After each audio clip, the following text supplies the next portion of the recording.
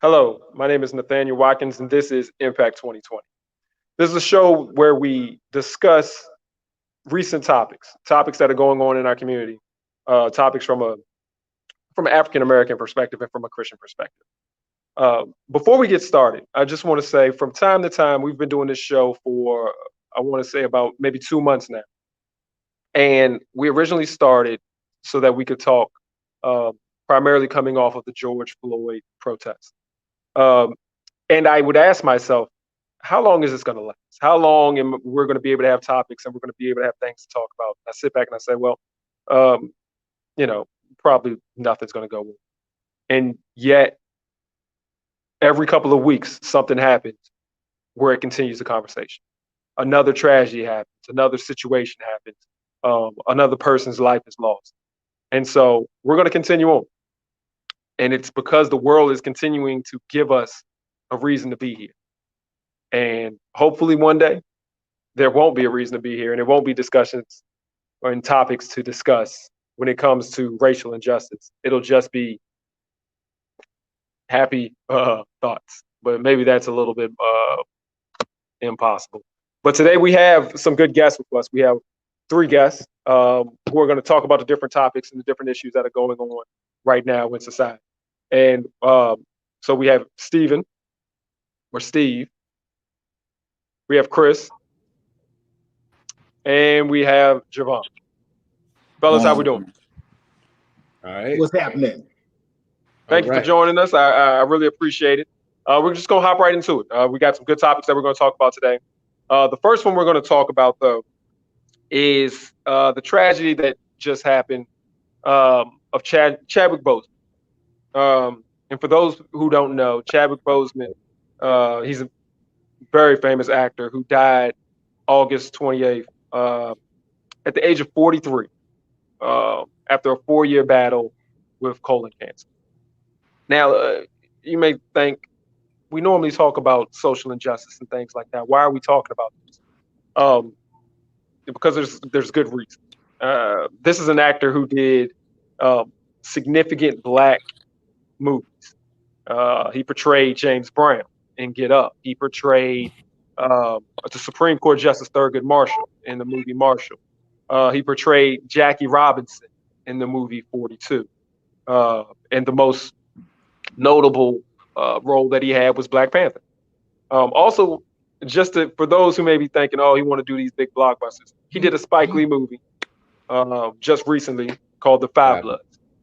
And so we need to pay some respect. But more importantly, it is what he meant to young black people, older black people, and kind of what inspired people as far as maybe even a little bit more with the movement as well of being able to see ourselves in positive fashions on the big screen.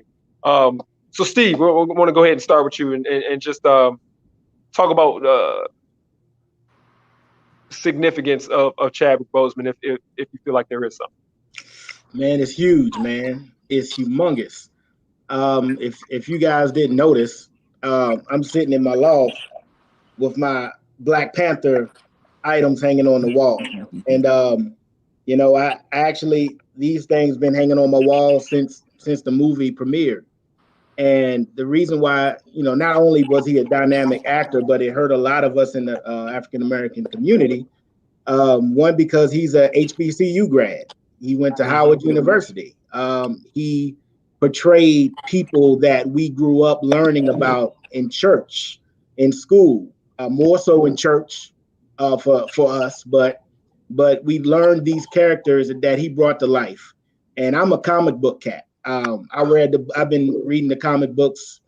I've been reading comic books since about maybe 9-10 years old. And when the Black Panther came to life through Chadwick Boseman, I mean, I was excited. I saw the movie in the theater 3 times. So it was a huge impact on us, on people like myself that went to a HBCU, that grew up in an African American church, and just, he brought so much class and dignity to that role and all of his roles. And me being a teacher in elementary school, the impact that he put on my kids was humongous as well. Once the movie premiered, even before, once there was a Black Panther Halloween costume, the kids were wearing it to school. We actually had to tell them to stop wearing the mask to school. I mean, they had the book bags, they had the toys. I had to confiscate some of them. And it's because they saw themselves. Superman's white, Iron Man's white. The majority of the X-Men's white, Wolverine's white. So they see these white superheroes.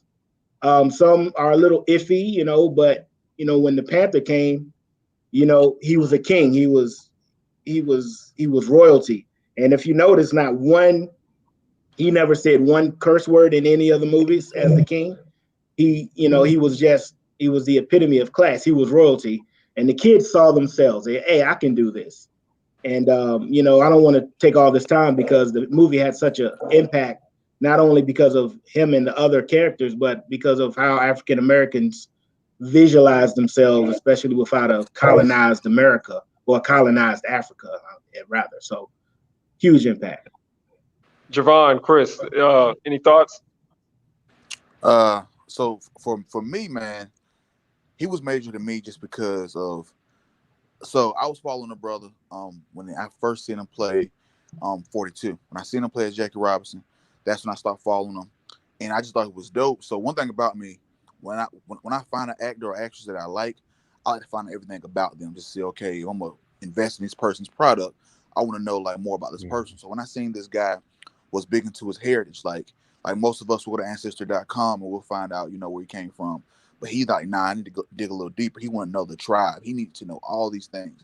And that got to me because, those are things I was interested in and seeing how this guy, he took that leap and he went and found these places. So he introduced me to resources like, okay, let me find a little bit more about my lineage. And then even when he became the Black Panther, I thought it was dope because someone like me growing up, being a movie head, and the black superheroes I seen was Blank Man and Meteor Man. So for me to be able to see, the Black Panther, I'm like, yo. And not only that, I'm thinking because it's a Marvel film, I'm gonna go watch a Marvel film, see a bunch of flipping and kicking. But nah, this dude was talking about empowering his people. He was talking about changing the world. I'm like, yo, this isn't just a Marvel's thing.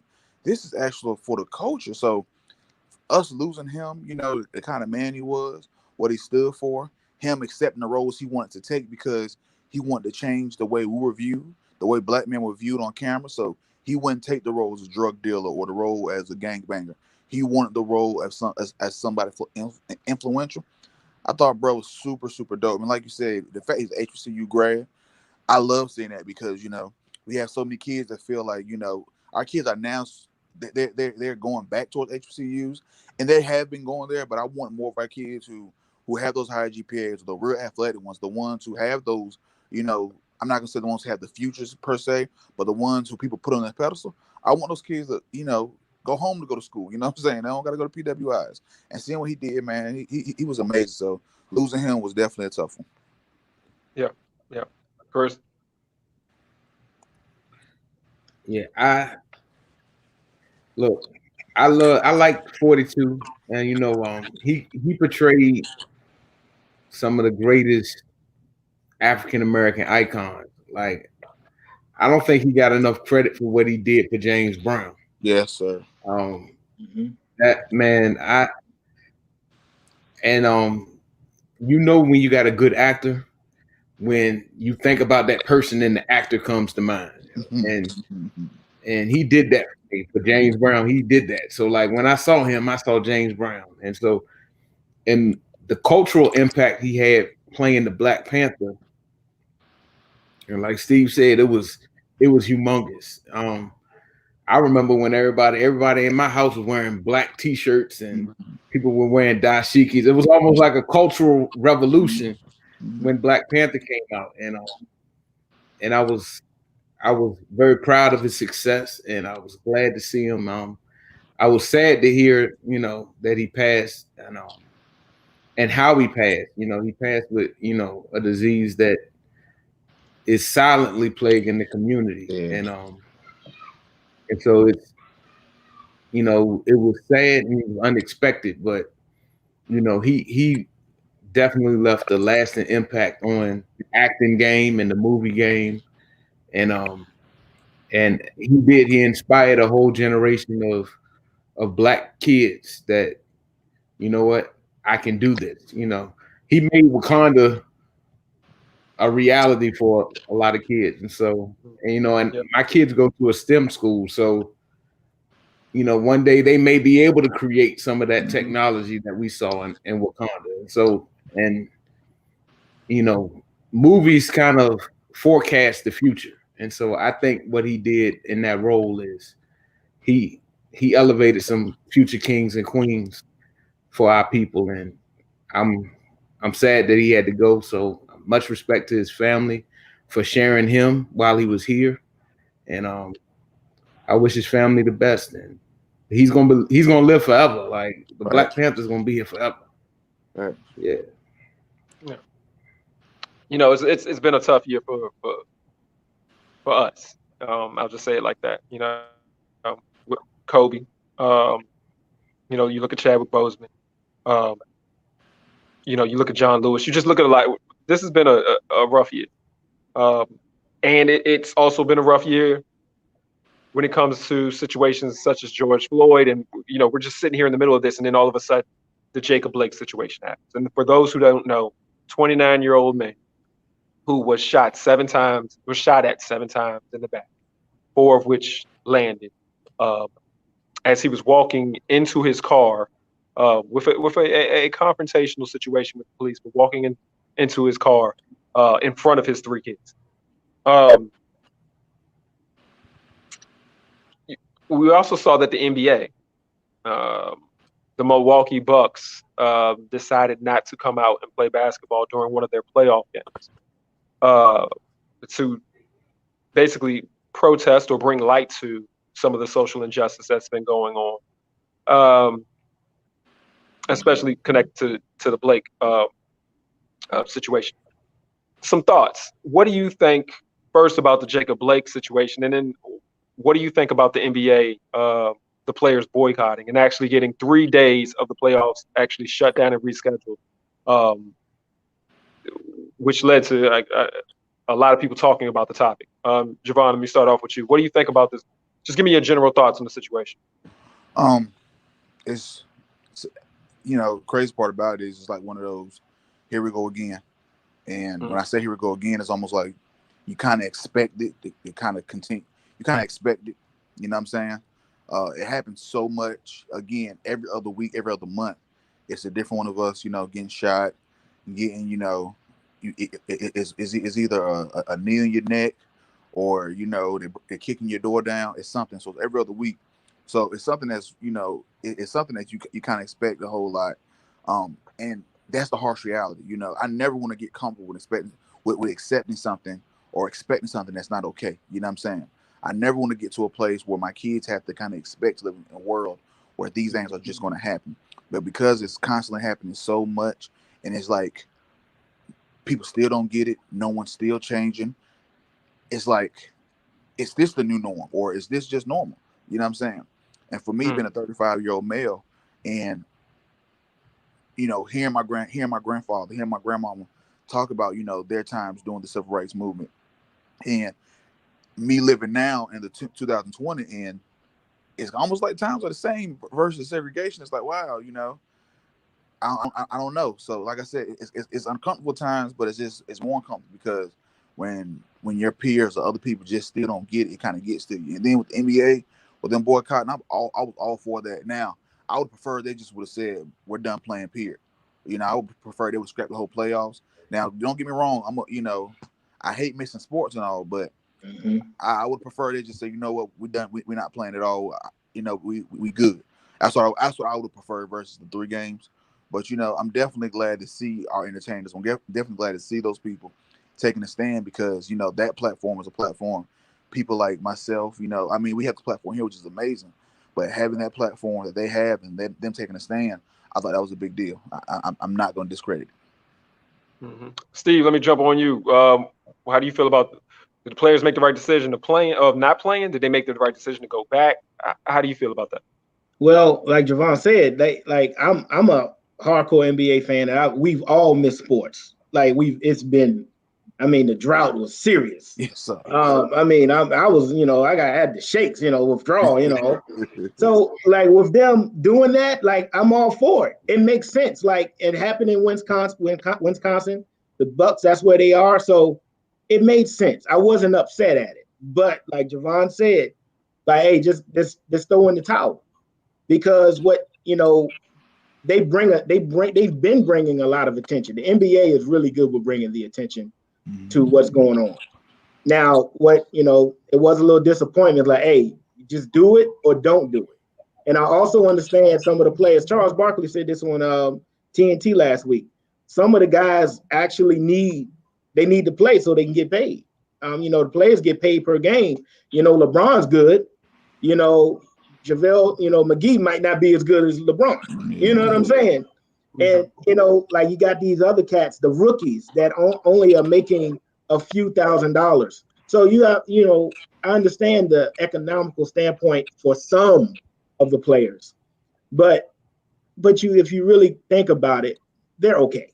And what's not okay is what's been happening. I'm nervous for all four of us on this call, on this video. Like Javon said, our parents went through the civil rights movement.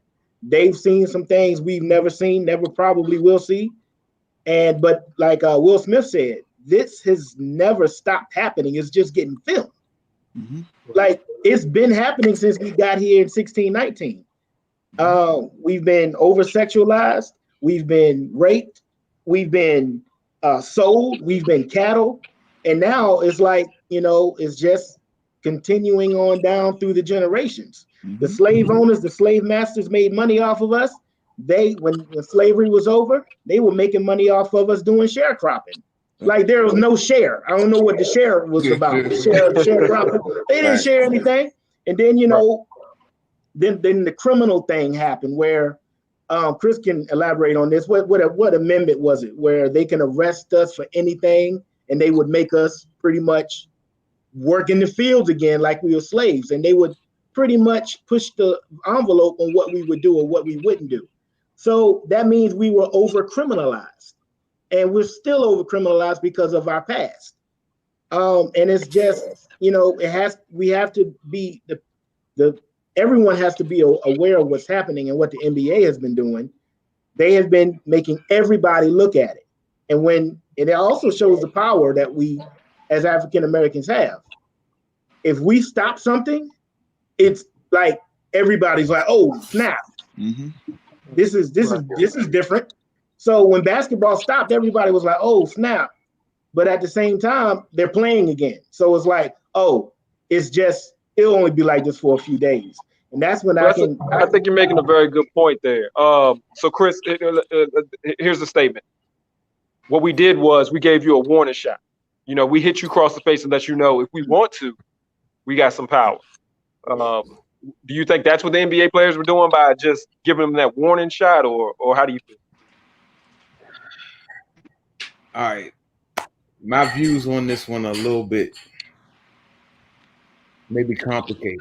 I don't know if y'all remember, Kyrie Irving came out before they started discussing doing, this bubble and doing all this. And he came out and basically said, yo, I'm not playing.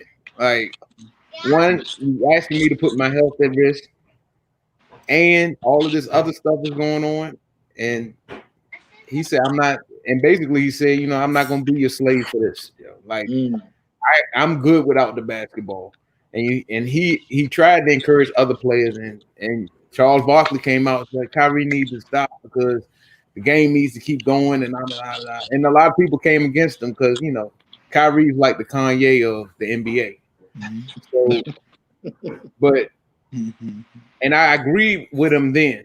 And I kind of felt like, you know what, they need to go ahead and not do it. You just, let everything blow past and use that platform in another way. But, they wanted to play, they wanted to get the ad revenue, and, the teams and the owners wanted to make that money. And so, and then, when things started to get intense again, the players said, well, okay, well, we're gonna stop. And I guess at the end of the day, I'm glad that the players are using that platform to kind of promote this idea of social justice and really kind of put the spotlight on the problems that we're having with police across this country. But I think they can do so much more. And because, like Steve said, some of them do need this money, but it's a whole lot of people out there that lost their jobs that, aren't going to make nowhere near as much as they're making. Right. And so, I'm a little not really disappointed because I'm gonna watch that game at 8:30. We get off, but I think they could have pushed that platform a little bit more. And before, I don't want to take up too much time, and I knew that this problem wasn't going to stop, but I know right after they started the protesting and the rioting in Kenosha, they had a young white dude that was walking down the street with an AR, and he actually shot 2 people, and he walked right in front of the police, like he walked right in front of them with the gun strapped around his shoulder. Nobody stopped him. Nobody said anything to him, and I just couldn't get it out of my head. If that was a black dude, he'd have been laying down, face down. And it wouldn't have been any question. And so, and I guess, and the fact that our president is coming out in support of this boy that shot 2 black people and hadn't even made contact with the family of Jacob Blake, we're in a really tough place on this situation. Like it's not going to end anytime soon. It's going to take some serious readjusting, but it's not going to take readjusting for us. It's going to take readjusting for the white community. They're going to have to readjust how they see things. They're going to have to readjust how they view black people and black culture, and like they're going to have to decriminalize us in their own heads, and we're not going to be able to do that unless they are willing to do that. And so that goes to one of the questions. We just had a question that came up that says, do you think that black people are seen as human? A couple of years ago, I don't know if y'all remember this song, and it's crazy. Michael Jackson came out with a song that said, all I want to say is that they don't really care about us. Mm-hmm. And so if they don't see us as human, and at the end of the day, they really don't care about us, are we wasting our time trying to convince people who don't think that we're human, who don't care about us, trying to convince them of, hey, Black Lives Matter? How are we wasting our time trying to convince you that my life matters and you don't need to see us as human? So what do we as black people really need to do in these times? That was another one of the questions that came out. So yeah, are we wasting our time trying to convince people that we're human? Anyone, somebody take that. Well, I'll go ahead. It's generational. The founding fathers of this country thought we were 3/5 of a human. It's been passed down. It's been passed down 100 years after that, 100 years after that, 100 years after that. And all these people that have power, they have power because of generational wealth. So if the people with the power and the wealth are still thinking that we're 3/5 human, that's why we're getting shot at 7 times. That's why we're dying in the streets, because the people with the power, people with the money, the majority, the 1%, if you will, thinks we're 3/5 human, because they're passing it down to their children, and their children think the same. So it starts in the heart and it starts in the head. Yeah, well, Javon, here's my comment, and react to this. If you don't think that I'm human, and you don't care about how I feel, then maybe I need to do something that you care about, which is burn down your building, burn up your car, tear down your property. Respond to that. So So let me tell you something. I'm all for the revolution. Anybody who know me, they know I'm all for the revolution. But I also I also believe we can be effective in other ways. So like you said, if you don't think I matter to you, how about I take my money away from you? Mm-hmm. My biggest complaint with the black community is we will. So I can't stand the fact that we will do everything to make everyone else millionaires and billionaires before we invest in our own people. You know what I'm saying? There's a seafood place in the town I live in, and all the seafood place we love to eat there. And it's a white-owned seafood place. On Fridays, you'll see people lined up in the street trying to get a plate. I know 3 black businesses that do the same thing, make a better product than those people. And you'll hear people say every reason why they don't support a black business, but they'll continue to get this business here all their time. And I always say, I don't know how many times I went to McDonald's and ice cream machine ain't working, but I still go back. You know what I'm saying? But it's crazy because again, my whole thing is if we really want to change, we really want to make people say, let me take them serious, reinvest our money back into ourselves.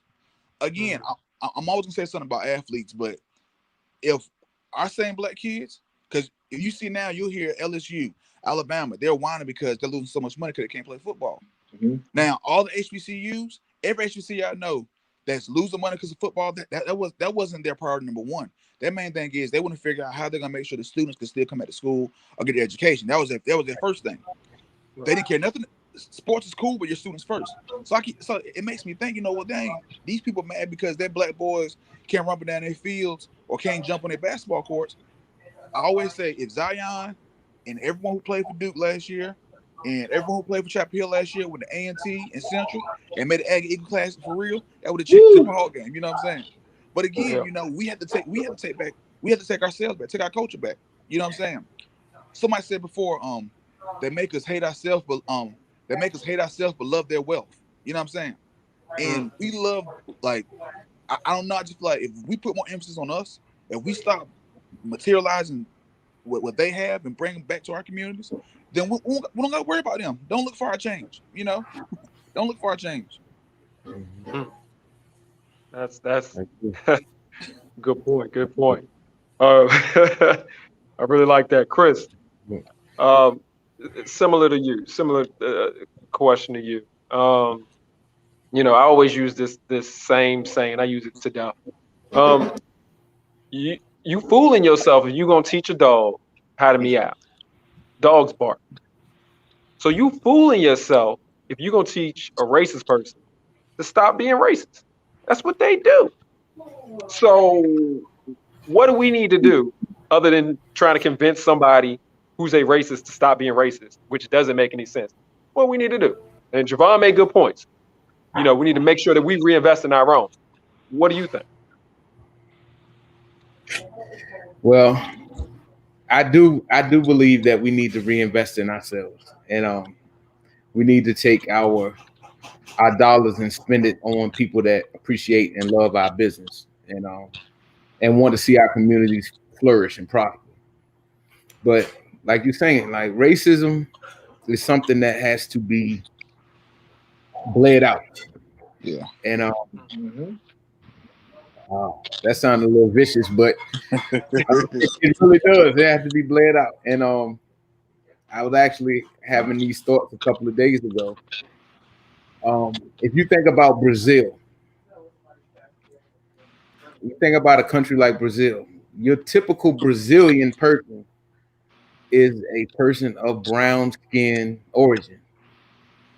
And a lot of people don't recognize or understand that when the colonizers, the Portuguese, started to recognize that they had far too many Africans there, they said, you know what we have to do? We have to blend in with them. If we don't blend in with them, they're going to kill us. And so if we blend in, we can kind of keep a control over the wealth and without having to have a violent struggle. And so I think we just need to go ahead and we had to start darkening these white racists. Start having babies with their. Because you got to think about it. What is the thing historically? What is the one thing that African American men pose the most. They pose the most threat with the white woman. Black men, Ku Klux Klan, the Nazis are all protective of their white woman because they know that in order for them to maintain their idea of white supremacy, they have to have a pure white bloodline, right? Mm-hmm. Yeah. All right, you start darkening their grandchildren, you change that whole scenario. Yes, and so I'm gonna suggest all the young men start to diversify. Expand your horizons, Zach. I'm just playing. All right. Oh goodness. Oh man, I'm gonna get kicked off the show. Well, look, fellas. Man, this was actually a great show. Our time is gone. I want to say one thing that just one thing real quickly, and that's to all of the young people out here, and to all of the black people, with black men especially. I think one of the things that we need to continue to do is, as much as possible, when we're around white people or we're around people of different races, talk to them. Yes. A lot of times we don't have the time. We don't want to talk to them. You know, we be in a grocery store and a white guy will be like, "Hey," and like, "I ain't trying to talk to you." Yeah. But I think that some of them, the ones who are not already ingrained in the way that they want to be, and some people who just they never really communicate with us, not on a human level, and maybe that's why they don't think they're right. Mm-hmm. So if there's one small thing that we can do, make sure that when we have an opportunity to talk, we talk. And don't, for a lot of people that's hard, but I think that's one thing that we need to do. And if a young person, if there's nothing that you know what to do, just be your good, kind self and make sure that everyone can see that. Fellas, we're out of time. There's a lot of topics I have that I would love to continue talking with you on. Hopefully y'all will come and join again. But we're out of time. So thank you. Thank everybody for viewing this Impact 2020. Good night. All right. Good night.